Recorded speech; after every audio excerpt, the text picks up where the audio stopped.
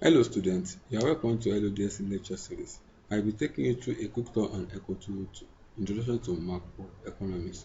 This video is for study session 9, Level of Employment and Economic Growth. Do enjoy your learning as you go with me in this video. Introduction. Employment is one of the most important social and economic issues in every country. As a result, measures of utilization and non-utilization of labor are usually of considerable concern to policymakers. Unemployment above 0% is advocated as necessary to control inflation, which has brought about the concept of the non-accelerating inflation rate of unemployment. In this study session, you will be introduced to the concept of full employment and economic growth. Learning outcome for study session 9. At the end of this study session, you should be able to explain the meaning of full employment, describe the nature of economic growth, highlight the cost of economic growth, and explain the pillars of. What is the definition of full employment? Full employment is the level of employment rate where there is no cyclical unemployment. It is defined by the majority of mainstream economists as being an acceptable level of unemployment, somewhere above 0%.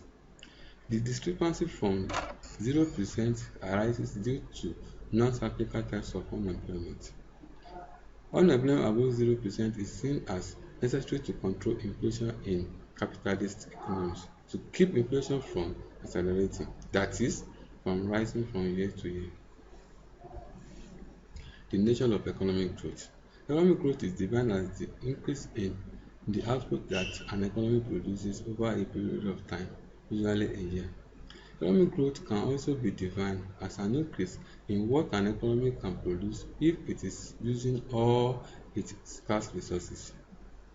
An increase in an economic productive potential can be solved by an outward shift in the economic production possibility frontier, which is PPF. An outward shift of a production possibility frontier means that an economy has increased its capacity to produce. The simplest way to show economic growth is to bundle all goods into two basic categories, which are consumer and capital goods. Capital goods are the goods which are used to produce consumer goods. For example, machinery. In simple words, we can also say that capital goods are the goods which make other goods. Consumer goods, on the other hand, are not used to produce other goods. Consumer goods are used or consumed by the consumer, and they do not aid in further production. Factors that lead to economic growth. When using a production possibility frontier, growth is defined as an increase in potential output over time and illustrated by an outward shift in the curve. An outward shift of a PPF means that an economy has increased its capacity to produce all goods. This can occur when the economy undertakes some or all of these following. 1. When the economy employs new technology, when the economy employs a division of labor and specialization, when the economy employs new production method, when the economy increases its labor force, and when the economy discovers new raw materials. Let us now explain them one after the other.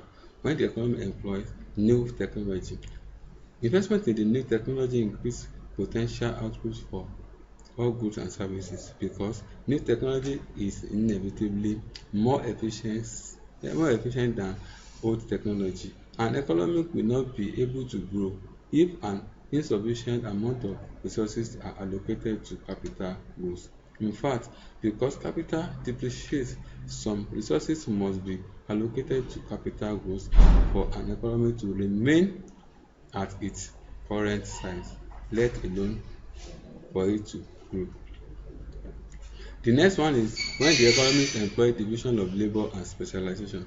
A division of labor refers to how production can be broken down into separate tasks, enabling machines to be developed to help production and allowing labor to specialize on a small range of activities. A division of labor and specialization can considerably improve productive capacity and shift the PPF outwards. The next one is when the economic employ new production methods. New method of production can increase potential output. The widespread use of computer control production methods such as robotics has dramatically improved the productive potential of many manufacturing firms. The next one is when the economy increases its labor force. Growth in the size of the working population enable an economy to increase its potential output. This can be achieved through natural growth when the birth rate exceeds the death rate, or through net immigration when immigration is greater than emigration. The last one is when the economy discover new raw materials. Discovery of key resources such as oil increase an economic capacity to produce. Factors that hinder economic growth. An inward shift of production possibility frontier is a symbol of survival economy, and a production possibility frontier will shift inward when an economy has suffered a loss or run out of some of its scarce resources. This reduces an economic productive potential. A lot of factors are responsible for this, which will be explained in the next slide. Factors that are responsible for inward shifts of PPF. A production possibility frontier curve will shift inward if the following conditions prevail. 1. Resources run out. 2. Failure to invest. 3. Erosion of infrastructure. Let's quickly explain each of them one after the other. Resources run out.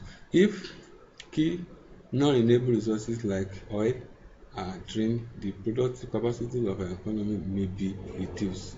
This happens more quickly as a result of the application of ultra-efficiency production method, and when countries over-specialize in producing goods from non-renewable resources. The second one is failure to invest.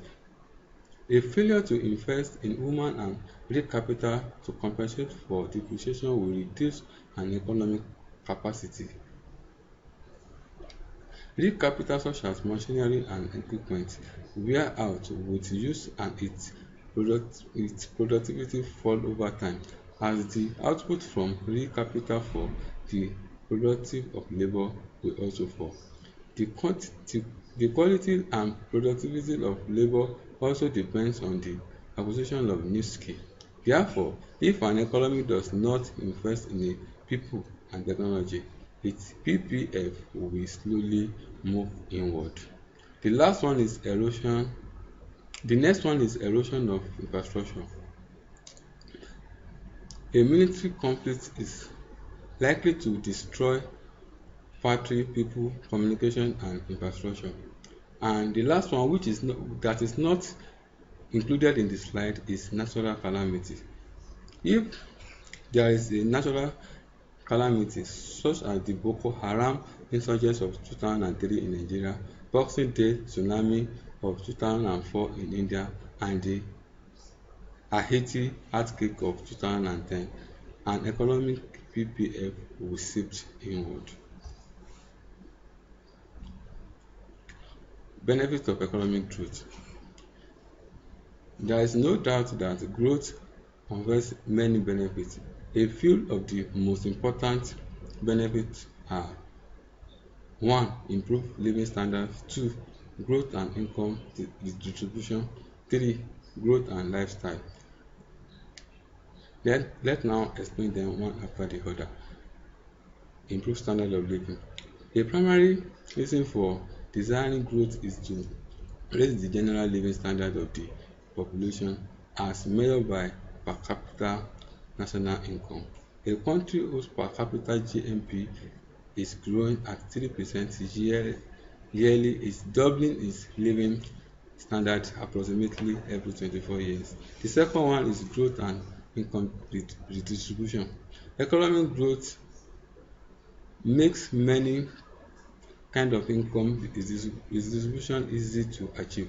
For example, a rapid rate of growth makes it much more feasible politically to achieve poverty alleviation. The next one is growth and lifestyle. A family often finds that a big increase in its income leads to a major change in the pattern of its consumption. That extra money buy important amenities of life.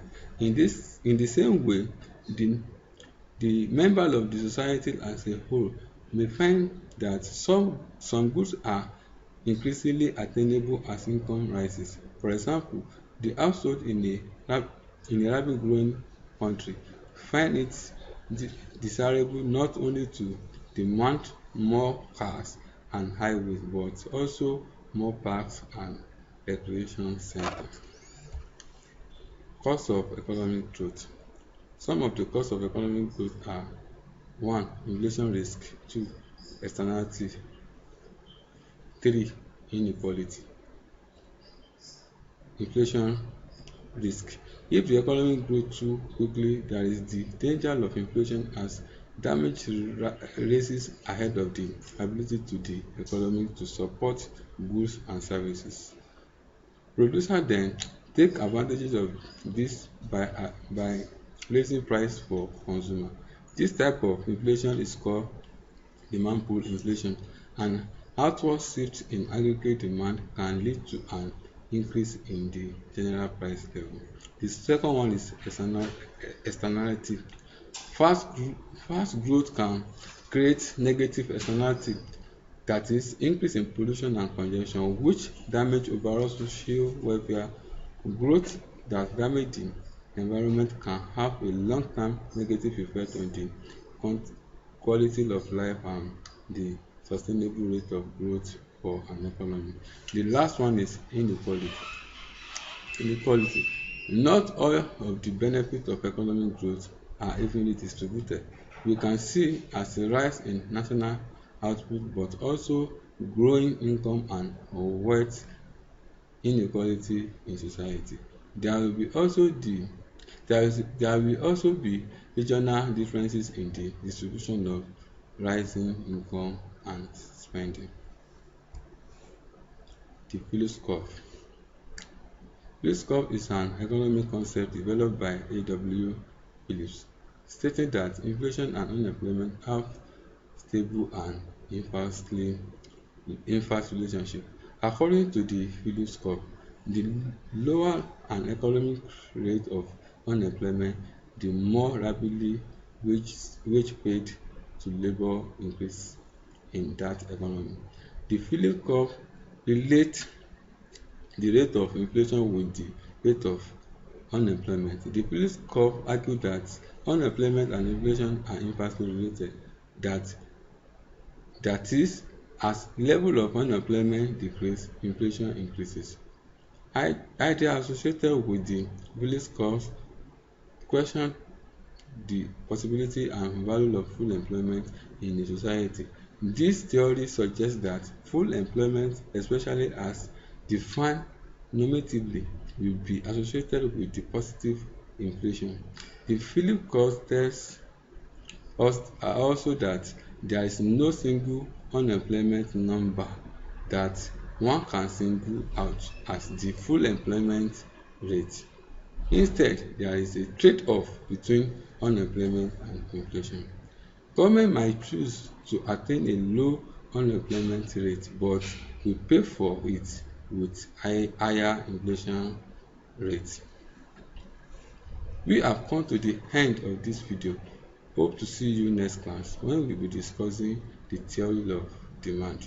Thank you for listening.